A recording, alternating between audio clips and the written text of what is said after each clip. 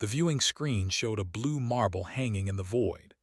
Admiral Kelris had seen 1,000 worlds surrender before his fleet arrived. This one would be no different. His claws tapped against the command console of the Eternal Dominion. Behind him, 3,000 warships held position in perfect formation. The Draven Empire had conquered for 3 millennia. Earth would fall before the day ended. "Sir, their orbital infrastructure is minimal," Commander Trask reported. "Outdated satellites, primitive space stations, no defensive platforms detected." Kelris studied the data streams. The planet below showed no signs of military mobilization. Cities continued their normal routines. No evacuation protocols. No distress signals reaching into space. The silence felt wrong. "Have they responded to our presence?" Kelris asked. "Nothing, sir. We materialized 40 minutes ago. They must have detected us by now." 40 minutes of silence from a species that broadcast radio signals across their system. Kelris had fought species that screamed defiance. He had faced enemies that attacked immediately. This quiet unnerved him more than either response. "Send the standard ultimatum," Kelris ordered. "Surrender within 1 rotation or face extinction." The communication officer transmitted the message in every Earth language. It reached the planet's surface in seconds. Kelris expected panic. He expected desperate pleas. He expected something. 3 seconds passed. Every screen in the Draven fleet flickered. Text appeared in perfect Draven script. "Declined. You have 30 seconds to withdraw." Laughter rippled through the command deck. Trask shook his head in disbelief. A primitive world threatening the Draven Empire. It was absurd. "Charge all weapons," Kelris commanded. "Target their largest population centers. Let them watch their cities turn to glass." The fleet hummed with building energy. Plasma cannons powered up across 3,000 ships. Kelris had used this tactic 800 times. The sight of charging weapons changed minds quickly. The countdown on his screen reached 29 seconds, then 28, 27. "Sir, we lost contact with the Mars Reconnaissance Group," an officer called out. Kelris turned. "What do you mean, lost contact?" "They stopped transmitting, all 12 ships, simultaneously." "Jupiter Perimeter Fleet is gone too," another voice reported. "No distress signals. They just vanished from sensors." The command deck fell silent. Kelris stared at the tactical display. Red icons representing Draven ships were disappearing. Saturn, Uranus, Neptune. Every outer system position went dark in seconds. "Status of the fleet here," Kelris demanded. "All ships reporting normal function, sir. Weapons at full charge." The countdown hit 0. Nothing happened. Kelris released a breath he did not know he held. The primitive world had bluffed. They had no weapons, no defense, just empty threats. Then Trask gasped, "Sir, the satellites." On the viewing screen, the outdated objects orbiting Earth were changing. Panels unfolded. Structures reconfigured. What looked like ancient metal boxes revealed themselves as something else entirely. Kelris watched in growing horror as his tactical display lit up. Thousands of new contacts appeared around Earth. They had been there the entire time, hidden, waiting. "Those are not satellites," Trask whispered. "Weapons platforms," Kelris said. "They were weapons platforms all along." A human voice filled every speaker on every Draven ship. Calm, clear, female. "This is Admiral Rebecca Stone of Earth Defense Command. You were given 30 seconds.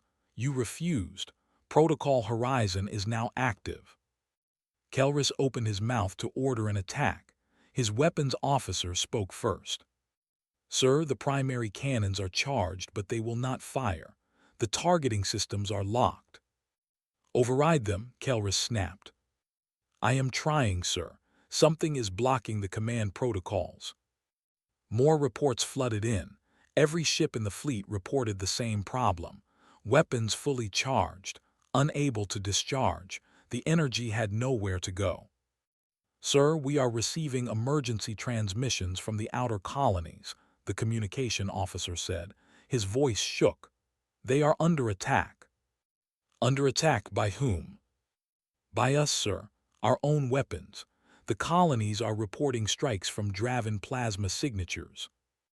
Kelris felt his blood turn cold. That is impossible. Our fleet is here. The energy from our weapons, sir. It is not disappearing, it is being redirected, somewhere, somehow. The human admiral's voice returned. Every weapon you charged is now firing at your own worlds. We redirected them through quantum displacement fields. Your people are dying by your own hand. Kelris slammed his fist on the console.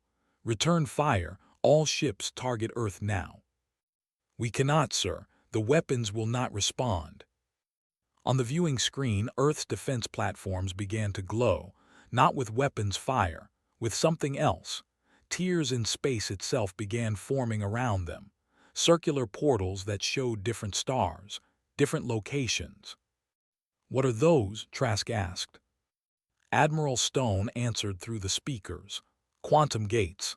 We have been placing stealth ships throughout your empire for 20 years. You never knew we were there. You never suspected we were watching, learning, preparing. Through the portals, ships began emerging. Human ships, hundreds of them, then thousands. They did not surround the Draven fleet. They simply held position. You came to conquer Earth, Stone said. You believed us primitive, weak, unprepared. You were wrong on every count. We have mapped your entire empire, every world, every installation, every fleet position. While you watched our broadcasts and assumed we were inferior, we were studying you, reverse engineering your technology, building counters for every weapon you possess. Kelris tried to activate the quantum drive. Retreat was the only option now. The system did not respond. Your faster-than-light engines are locked, Stone continued. You are not leaving this system, but your empire is about to learn what happens when you threaten humanity. Not from us. From the 847 species you enslaved. We are freeing them, right now, across your entire territory. The tactical display showed the nightmare in real time. Draven colonies going dark, military stations losing contact, fleet positions surrounded by human vessels. Impossible, Kelris breathed. You could not coordinate an attack on this scale. We had 50 years, Stone replied. 50 years of knowing you would come. 50 years of preparation. We did not build an empire. We built a scalpel designed specifically to dismantle yours. Kelris looked at his officers, terror reflected in every face. You had 30 seconds to withdraw, Admiral Stone said. You chose war. Now you face humanity unchained. Welcome to extinction. Rebecca Stone watched the holographic display with satisfaction. Every Draven ship hung motionless in Earth's orbit, paralyzed, helpless, exactly as planned. The Atlantic Defense Command facility stretched 3 miles beneath the ocean floor. 2,000 personnel worked in coordinated silence. They had trained for this moment their entire careers. Some of them had parents who trained for it before them. Quantum displacement holding steady, Lieutenant Harris reported. All Draven weapons fire successfully redirected to their own colonial installations. Casualties? Stone asked. Minimal. We evacuated the Draven civilian populations on targeted worlds 6 hours before the fleet arrived at Earth. They are confused but safe. Stone nodded. 50 years of planning meant 50 years of gathering intelligence. Humanity knew which Draven bases were purely military and which had civilian populations. They had extracted the innocents before the Empire even knew they were gone. Status of our stealth fleet. Harris pulled up a galaxy map. Green markers dotted hundreds of systems throughout former Draven space.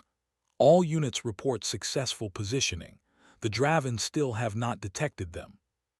20 years ago, humanity sent the first stealth ship into Draven territory. It was a probe the size of a car that could hide in the shadow of asteroids. Now, 2,000 ships sat silent in the darkness around every major Draven world. Commander David Park's face appeared on a secondary screen. He transmitted from near the Draven fortress moon of Kelvara. His ship had been there for 3 years without moving, without making a sound. Stone, the fortress commander, just activated his planet-killer weapon, Park said calmly, targeting our moon. Let him fire, Stone replied. Confirmed, firing in 10 seconds. The command center fell silent. Every eye turned to the main display. On it, the massive Draven weapon charged with stolen stellar energy. Enough power to crack a planet in half. The weapon discharged. A beam of white fire lanced toward Luna. It traveled for exactly 3/10 of a second before hitting the spatial fold Park had placed in its path 2 years earlier. The beam curved, redirected. It traveled back along its own trajectory and struck Fortress Kelvara dead center. The moon that had never been conquered in 1,000 years destroyed itself in an instant. Fortress neutralized, Park reported. No Draven survivors. Stone felt nothing. The Draven had used that weapon to destroy 17 inhabited worlds. Justice had a cold edge sometimes. Ma'am, we have incoming communication from the Draven homeworld, Harris said. Empress Sareth herself. Put her through. The holographic display shifted. An elderly Draven female appeared. Her scales showed the purple hue of extreme age.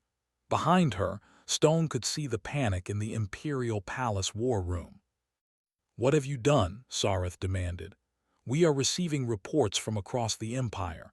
Our colonies, our fleets, our installations, everything is under attack. Not under attack, Stone corrected. Being liberated. The 847 species you enslaved are taking back their worlds as we speak. You cannot coordinate an operation on this scale. It is impossible. Stone allowed herself a small smile. We watched you for 50 years, Empress. We learned your language, your culture, your military doctrine, your technology. We sent students to live among your people using genetic camouflage. They attended your academies, worked in your shipyards, served in your administration. We know everything about you. Sareth's expression shifted from rage to disbelief. You infiltrated us. Completely. Your head of quantum space research, human. Your fleet logistics coordinator, human. The programmer who designed your current weapons targeting system, also human. We have been inside your empire for decades. The Empress seemed to age another century in that moment. Why? Why go to such lengths? Because we detected your first scout probe entering our solar system 52 years ago, Stone said. We knew you would come eventually, so we had a choice. Build weapons and hope we were strong enough, or learn everything about you and ensure we were. You let the probe report back, Sareth realized. You wanted us to see you as primitive. Yes, we needed time to study you, time to position assets throughout your territory, time to build counters for every single weapon, tactic, and strategy in your arsenal. You thought you were observing us. We were observing you right back. Harris touched Stone's shoulder. Ma'am, the secondary operation is complete. All Draven military communication networks have been compromised. We control their quantum space relay system. Stone turned back to Sareth. Your military cannot coordinate anymore. Every order they send, we intercept. Every fleet movement they attempt, we predict. You are not fighting a war, Empress. You are watching a controlled demolition. You could have warned us, Sareth said quietly. You could have told us to stay away. We gave your admiral 30 seconds, Stone replied. He refused. The moment your fleet entered our solar system with weapons charged, you declared war. We are simply better at it than you are. A new voice interrupted. Kelris appeared on the split screen beside Sareth. We are retreating from Earth, withdrawing all forces. Negative, Stone said. Your quantum drives are locked. You are not going anywhere. Then what? You will destroy us all. Stone considered the question. Around her, the command center hummed with activity. Young officers barely in their 30s working alongside veterans in their 80s, all of them dedicated to protecting one world. Just one. "We are not conquerors," Stone said. "We do not want your empire, we want you to leave, to stop enslaving species across the galaxy, to end." "And if we refuse?" Sareth asked. "Then we will systematically dismantle every military asset you possess. Your empire took 3,000 years to build. We will erase it in 3 days. Your choice." The transmission ended. Stone turned to her team. "Status: 70% of Draven military infrastructure neutralized," Harris reported. "Liberated species are securing their homeworlds. Minimal casualties on all sides." "Good. Continue Phase 2. Target their supply chains next.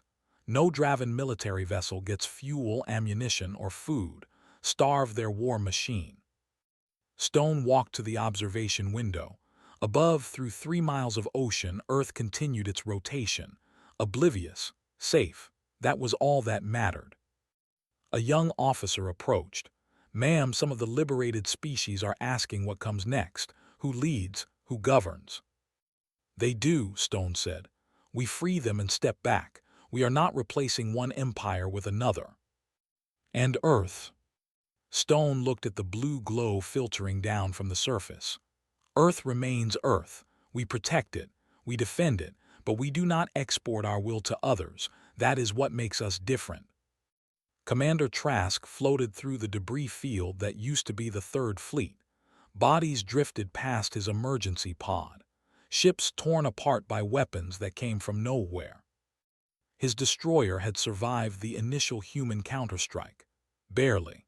The captain ordered abandonment when life support failed.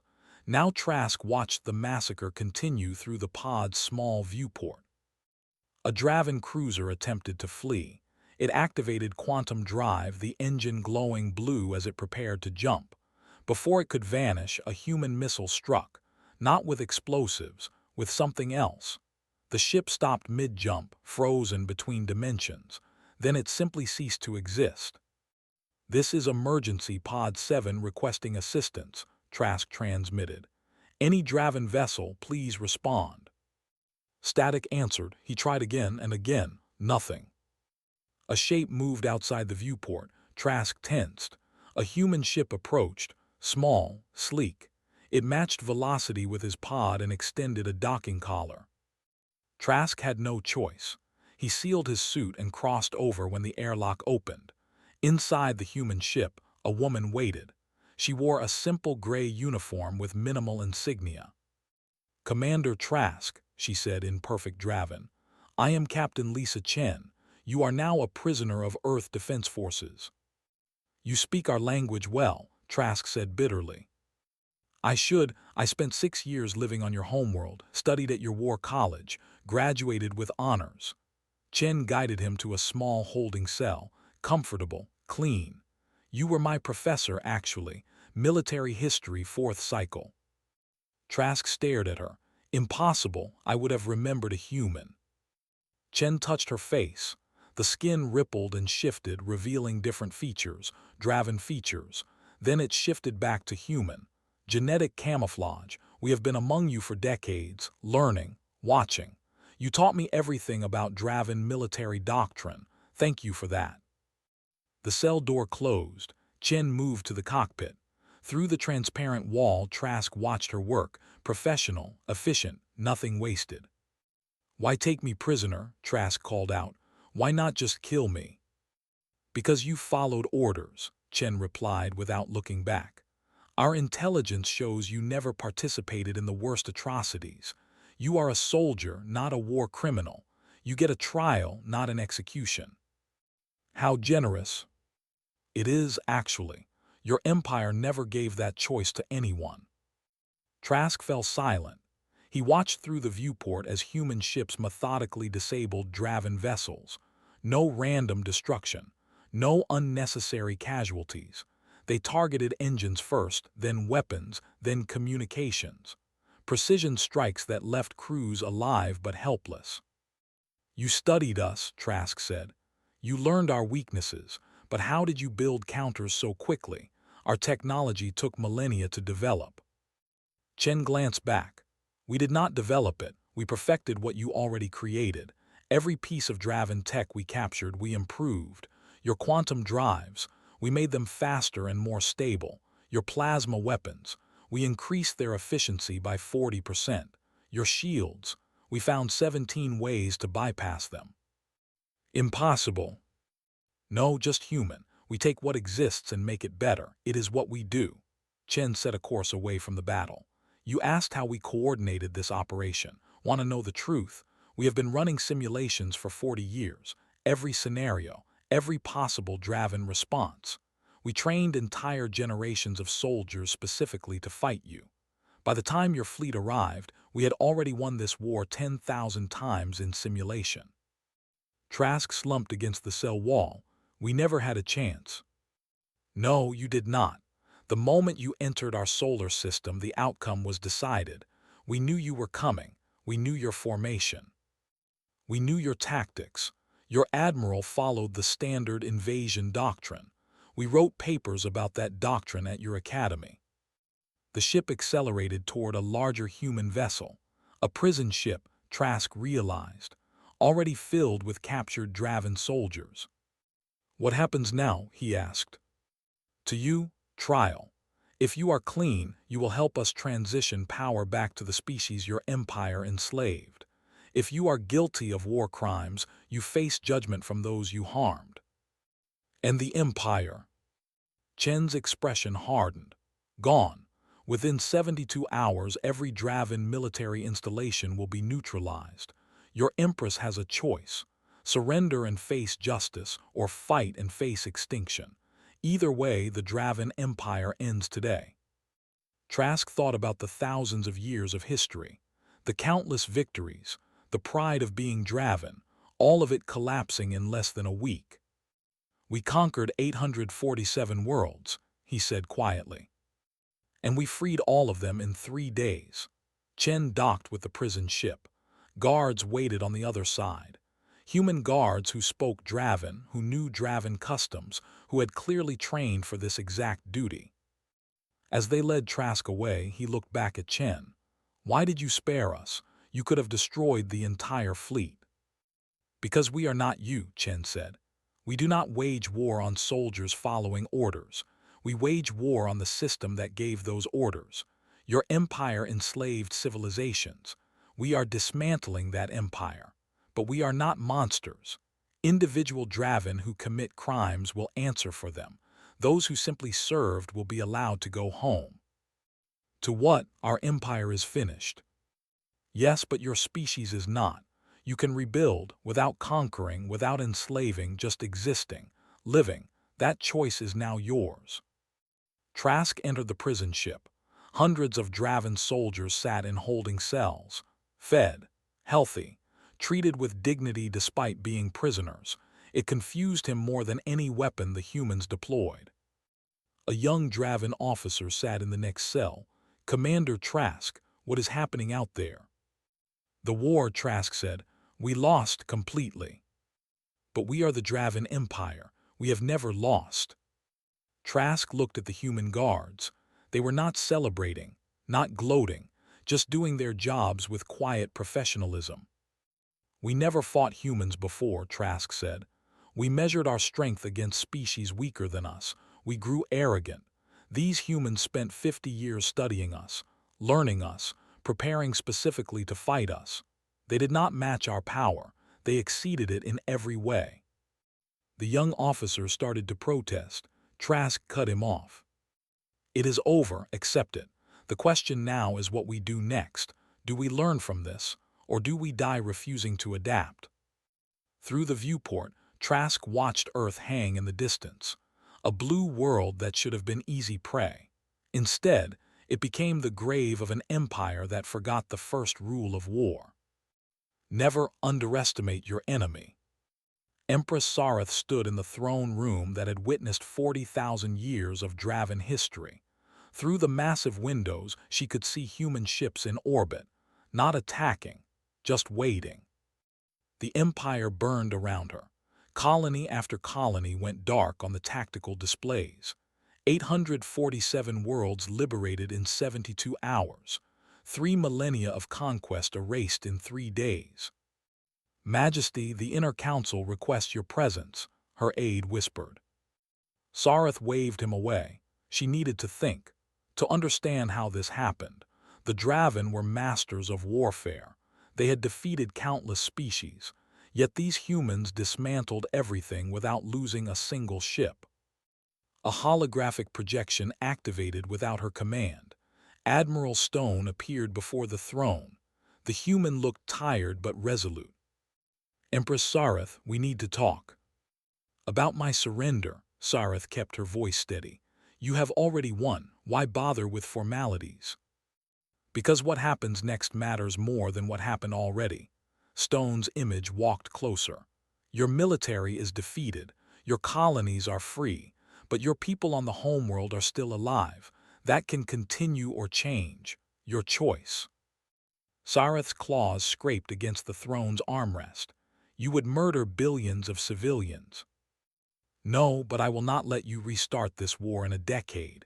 You need to make a decision right now. Real surrender or extinction. There is no third option. The Empress stood, walked to the window. Human ships floated in perfect formation. Hundreds of them, each one containing weapons that could level cities, yet they held fire. Tell me something, Admiral. How did you infiltrate us so completely? Our security was absolute. Stone's expression softened slightly. Your security was designed to catch other Draven, not humans. We look different. We think different. We approach problems from angles you never considered. Your guards looked for threats that matched their experience. We were outside that experience. The people you sent, the ones who lived among us, they survived for years. Decades. Some of them fell in love with your culture, your art, your music. They sent back reports saying that most Draven are not evil, just caught in a system that has existed for so long nobody questions it anymore. Sareth turned. Then why destroy us? We did not destroy you. We destroyed your ability to destroy others. Stone gestured and new images appeared. Liberated worlds, species celebrating freedom. Every species you conquered is rebuilding. They are forming their own governments, their own futures. That is what we fought for. And what do you gain from this? Surely you did not do all of this from pure altruism. We gained safety, Stone said simply. Your empire was expanding toward our space. Eventually you would have returned with a larger fleet. We could not allow that, so we ended the threat permanently. Sareth felt something break inside her. Pride, legacy, the weight of being Draven, all of it crumbled. What are your terms? Stone pulled up a document. Complete military disarmament. Your ships, your weapons, your orbital platforms. All of it gets dismantled. You may keep enough vessels for system defense and trade, but nothing capable of interstellar warfare. We would be defenseless. You would be peaceful. There is a difference. Stone continued. Second term. Full accounting of your military actions over the past 1,000 years. Every conquest, every occupation, every war crime. We have most of the data already, but we need confirmation. You want us to testify against ourselves. We want the truth on record. The species you harmed deserve to know what happened. The Draven people deserve to know the real history of their empire, not the sanitized version taught in your schools. Sareth's aide gasped. She silenced him with a look. Third term, Stone said. Reparations, not money, labor, knowledge, technology. Your scientists will help rebuild what your military destroyed. Your engineers will teach liberated species how to defend themselves. Your historians will document what really happened. You want us to undo 3,000 years of conquest. No, that is impossible. We want you to spend the next 3,000 years making amends.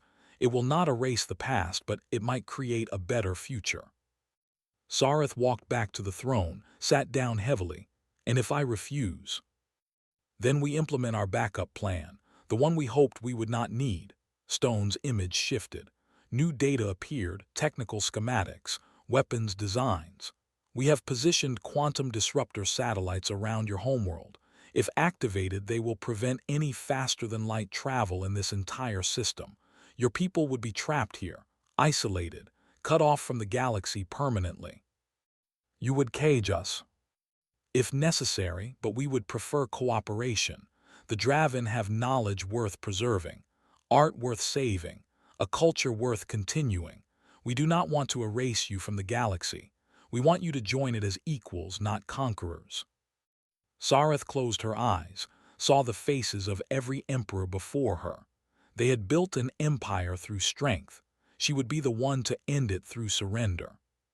I accept your terms, she said quietly, on one condition. Name it. You explain to me how you did this, all of it. I need to understand how we lost. Stone nodded. We were terrified. That is the truth. When we detected your scout probe, every government on Earth came together for the first time in history. We knew we could not match your military strength, so we decided to outthink you instead. You unified your entire planet. Yes, every nation, every resource, every brilliant mind. We put aside every difference and focused on one goal: survival.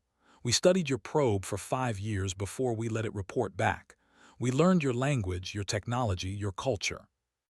Then we sent it home with false data, making us look primitive, harmless.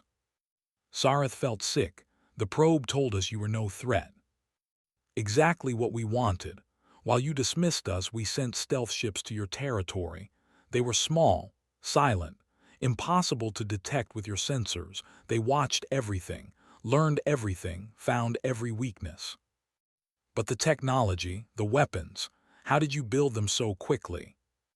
Stone smiled without humor. We did not. We built them over 50 years, slowly, carefully, testing in secret. We converted asteroid mining facilities into weapons foundries, built ships inside hollowed-out moons, created entire fleets that never came close to Earth until we needed them. 50 years of preparation. 50 years of fear driving us to be better, to be smarter, to ensure that when you came, we would be ready. Stone's image began to fade. You have 6 hours to broadcast your surrender to all remaining Draven forces. After that, we start the disarmament process. Cooperate and your species survives. Resist and you face consequences we both would regret. The transmission ended. Sareth sat alone on a throne that suddenly felt meaningless. Around her, advisors waited for orders that she no longer had the authority to give. Contact all military commanders, she said finally. Tell them to stand down. The war is over. The Empire is finished. 6 months passed. The galaxy transformed. David Park walked through the streets of Verona, capital city of the former Draven colony world Talus 9. The architecture showed layers of history, ancient buildings from the original inhabitants, Draven structures built during occupation. Now, new construction rising as the native Talusians rebuilt their civilization. Children played in the plaza. Talusian youngsters with their distinctive blue skin and 3 eyes. They laughed, chased each other, lived without fear for the first time in generations. An elderly Talusian approached Park. She bowed low, traditional greeting for honored guests. Captain Park, we prepared the memorial as you requested. Thank you, Elder Vorna. May I see it? She led him through winding streets to a garden on the city's edge. A simple stone monument stood in the center, names carved into black rock, thousands of them. These are the Talusians who died during Draven occupation, Vorna explained. We finally have permission to remember them. Park read the names. Some were children, infants, entire families wiped out for resisting forced labor. I am sorry, Park said. Sorry it took us so long to find you. Sorry we could not save everyone. Vorna touched his arm gently. You freed us, that is what matters. For 300 years we existed as slaves. Now we exist as ourselves. You gave that back to us. A Draven worker approached, carrying supplies for the memorial's maintenance. He wore a gray uniform marking him as part of the reparations workforce. When he saw the monument, he stopped. "Read the names." His face paled. "I served here," the Draven said quietly. 20 years ago, I was just a supply clerk. I did not know. I did not realize the scale of what happened." Vorna stiffened. Park stepped between them. "This is Technician Rolov," Park explained. "He volunteered for the reparations program. He is helping rebuild infrastructure." "He is Draven," Vorna said coldly. "Yes, and he is trying to make amends for what his empire did." Rolov looked at the names again. "My commander ordered executions. I processed the supply requisitions, food, water, medicine. I reduced the amounts the Elder Council requested. I thought I was preventing waste. I did not realize I was starving people." "You did not think to question," Vorna demanded. "No, I should have. I did not." Rolov met her eyes. "I cannot undo what I contributed to. I can only try to help rebuild what was destroyed. It is not enough. It will never be enough. But it is all I have to offer." Vorna stared at him for a long moment. Then she nodded slowly. "Help us plant trees around the memorial. Talara trees. They grow fast and strong, like our hope for the future." Park left them to work together. Awkward, painful, but necessary. The galaxy had to learn to coexist, not just survive. His communicator chirped. Admiral Stone's face appeared. "Park, how is Talus 9 progressing?" "Slowly but progressing. The Talusians are resilient. They will rebuild." "Good. I need you back on Earth. We are hosting the first Galactic Assembly next week. Representatives from 200 liberated species. It is going to be complicated." Park smiled. "Complicated is our specialty." The journey back to Earth took 3 days through the new Quantum Gate network. Humanity had opened the gates to all species. Free travel, free trade, the opposite of Draven control. Earth looked different from space now. More ships in orbit, delegations from across the galaxy visiting to see the world that shattered an empire. Tourism, of all things, was becoming Earth's biggest industry. Park landed at New York Spaceport. The terminal bustled with alien species. Talusians, Krevari, Hindaran, dozens more, all exploring Earth freely. Human children pressed against viewing windows, staring in wonder at the visitors. Admiral Stone met him in her office overlooking the harbor. She looked older than 6 months ago. The weight of victory was heavier than the weight of war. "We have a problem," Stone said without preamble. 3 species are requesting Earth become the governing authority for the new galactic coalition. "Why would they want that?" "Because we defeated the Draven. They see us as the strongest power. They want our protection." Park understood the concern immediately. "If we accept, we become the new empire." "Exactly, just with better PR." Stone pulled up a star map. 57 species have requested permanent human military presence in their systems. Another 100 want defense treaties. They see us as guardians. "What did you tell them?" "Nothing yet. I wanted your perspective. You have been out there. You have seen what these species need." Park thought about Talus 9, about Vorna and Rolov working together, about children playing without fear. "They do not need our military," Park said.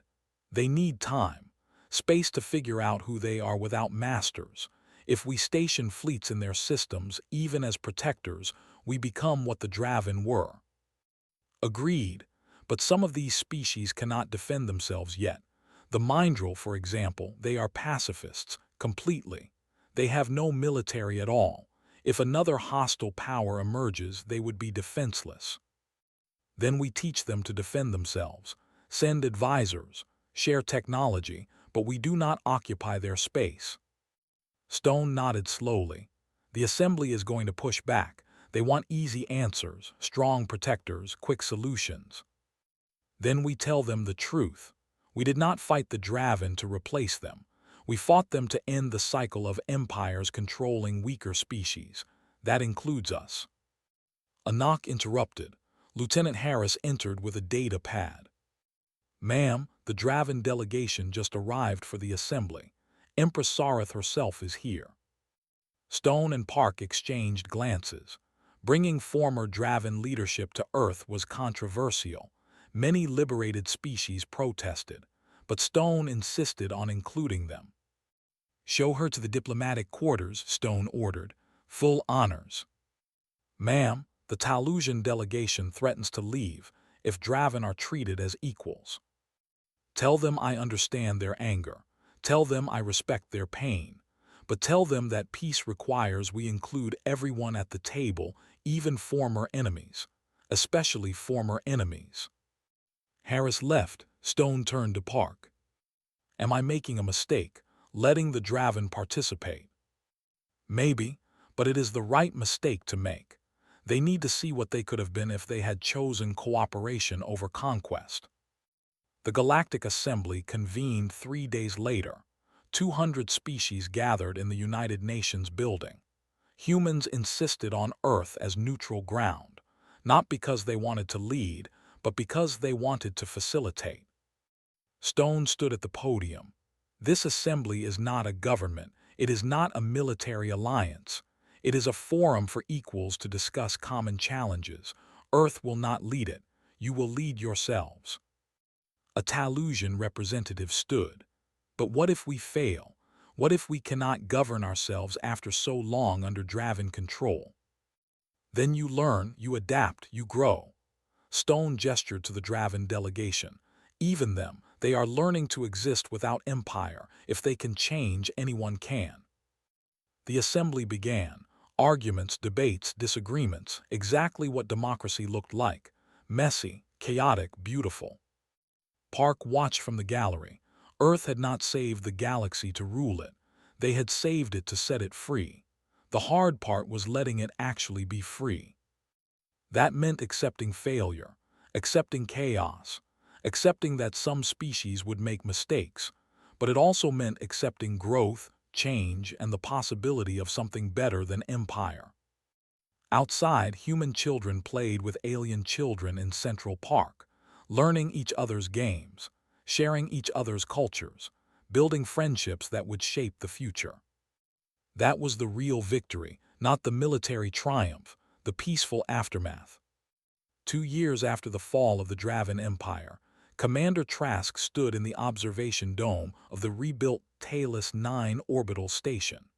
Ships from 100 different species docked and departed in peaceful commerce. He wore civilian clothes now, gray and simple, no rank insignia, no imperial symbols, just a worker trying to rebuild what he helped destroy. Captain Lisa Chen found him there. She carried 2 cups of coffee, Earth beverage that had become popular across the galaxy. "Thought you might want some," Chen said, offering 1 cup. Trask accepted it. They had formed an unlikely friendship over the past months. The human who infiltrated his academy and the Draven who taught her. "I received word from the tribunal," Trask said. "My case is concluded." And community service. 50 years helping rebuild liberated worlds. I got lucky. Some of my fellow officers received much worse. "You followed orders, but you also showed mercy when you could. The tribunal recognized that." Chen sipped her coffee. "General Arvis was executed last week. He personally ordered the destruction of 7 inhabited worlds." Trask nodded. He had known Arvis, a cruel commander who enjoyed inflicting suffering. Justice had been served. "Do you think we can ever atone for what the Empire did?" Trask asked. "Some Draven can, some cannot. Depends on what they did and whether they truly understand why it was wrong." Chen pointed at the ships outside. "But your species as a whole, yes, given time. The Talusians are already working alongside Draven crews, not forgiveness exactly, but acceptance that you are trying." A familiar voice called out, "Commander Trask." An elderly Talusian approached. Vorna, the elder he had worked with on the memorial project. She carried a data pad. "Elder Vorna, how can I help you?" "I need your input on something. We are designing a new education curriculum, teaching our children about the occupation. We want it to be accurate, not propaganda. You lived through it from the other side. Would you help us write that history?" Trask hesitated. "You want a former Draven officer to help teach Talusian children." "I want someone who knows the truth, who will not soften the crimes but also will not exaggerate them. Our children deserve honest history, not revenge fantasy." Chen smiled. "I will leave you two to work." She departed toward the docking bay. As Trask and Vorna discussed the curriculum, a human ship arrived. Not military, scientific. It carried researchers studying the unique plant life on Talus 9. Earth had become the galaxy's university. Humans shared everything they learned: medicine, technology, agriculture. They asked for nothing in return except knowledge to be shared with everyone. Meanwhile, on Earth, Admiral Rebecca Stone walked through Arlington National Cemetery. New graves dotted the landscape. Soldiers who died during the 3-day war. Only 47 human casualties total. A miracle, considering the scope of the conflict. She stopped at one grave in particular. Lieutenant Sarah Kim died when her stealth ship was discovered near a Draven sensor station. She had transmitted all her data before the ship was destroyed. That data allowed humanity to map the entire Draven sensor network. "Your sacrifice mattered," Stone said quietly. "The galaxy is free because of people like you." A young girl approached, maybe 10 years old. She placed flowers on Kim's grave. "Did you know her?" the girl asked. "Yes, she was very brave." "My teacher says we won a big war, but nobody talks about it much. Why?" Stone knelt to the girl's level. "Because we do not celebrate war. We honor those who fell, but we do not glorify violence. The real victory is what came after: peace, freedom, cooperation." "So we are heroes." "No, we are protectors. There is a difference. Heroes seek glory, protectors seek safety for others." The girl considered this, then nodded and ran off to join her parents. Stone stood. Her communicator chimed. David Park's face appeared. "Admiral, the Galactic Assembly reached a decision. They want to make it official. Earth as permanent peacekeepers for the Coalition." "I already told them no." "They are not asking anymore. They are begging. The Sindari Collective just discovered a hostile machine civilization in the Outer Rim. They need military support, and we are the only ones with the capability." Stone closed her eyes. This was the trap she feared. Once you became the protector, you could never stop. Every threat, every crisis, Earth would be expected to respond. "Tell the Assembly I will address them tomorrow, in person." The next day, Stone stood before 200 species in the Assembly Hall. The room fell silent as she began. "I understand your request. I understand your fear. The Sindari need help, and Earth has the capability to provide it. But I must be clear about something. We did not defeat the Draven to become the new guardians of the galaxy." Protests erupted. Stone raised her hand for silence. "However, we will not abandon species who need help. Here is Earth's proposal. We will assist the Sindari. We will share our military technology with any species who wants it. We will train your officers. We will help you build your own defense forces. But we will not occupy your space. We will not station permanent fleets in your systems. And we will not make your decisions for you." A Sindari representative stood. "You would give us weapons capable of matching Draven technology." "Yes, freely, along with the knowledge of how to use them responsibly." "What if we use them against each other? What if we start our own wars?" Stone took a breath. "Then you will. We cannot prevent every conflict. We cannot force peace on species who do not want it. All we can do is ensure that no single empire can dominate everyone else again. After that, you must find your own path. Even if we fail, even if we destroy ourselves." "Even then," Because the alternative is empire, either ours or someone else's, and we refuse to be emperors. The assembly voted. Earth's proposal passed by a narrow margin. Some species wanted permanent human protection. Others wanted complete independence. The compromise satisfied no one completely, which meant it was probably correct. 6 months later, the Sindari successfully repelled the machine civilization using Earth-provided technology and training. They did it themselves, without human intervention. That night, Stone stood in Earth Defense Command. The facility was quieter now. Much of the staff had transitioned to civilian roles. Park joined her at the observation window. The Sindari are celebrating. They are calling it their Independence Day, freedom from machines and from needing rescuers. Good, that is exactly what we hoped for. Some people are calling us fools for giving away our military advantage. Stone smiled. Let them. We did not fight the Draven for advantage. We fought them for safety. Now the galaxy is safer because hundreds of species can defend themselves. What if another threat emerges, something worse than the Draven? Then we will deal with it, but we will deal with it as partners, not saviors. The galaxy does not need Earth to be its shield. It needs Earth to be its ally. Park looked at the stars. You really think this will work, that species can govern themselves without empire? I do not know, but I know empire definitely does not work. We have 3,000 years of Draven history proving that. So we try something different. We try trust. On the viewing screen, messages scrolled from across the galaxy. Species rebuilding, trading, learning, occasionally fighting, yes, but mostly growing. Earth's satellites maintain their watch, ready to defend if needed, but no longer the galaxy's police force, just one world among many, safe, free, home. Stone turned to Park, ready to retire. After 50 years of this, absolutely.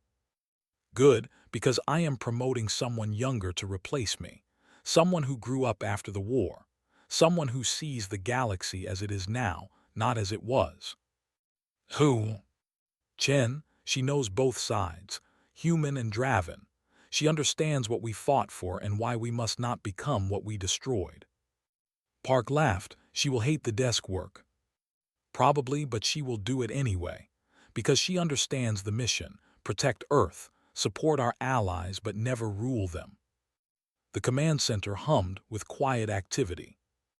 Earth's defense grid maintained its eternal vigil, but the frantic urgency of wartime had faded to peaceful alertness. Stone took one last look at the galaxy map. Hundreds of civilizations, thousands of worlds, all free to make their own choices, their own mistakes, their own triumphs. The Draven Empire lasted 3,000 years, Stone said. Ours lasted 3 days, because we chose to let it end. That is what makes us different. She walked out of Earth Defense Command for the final time. The war was over. The galaxy was free. Earth was safe.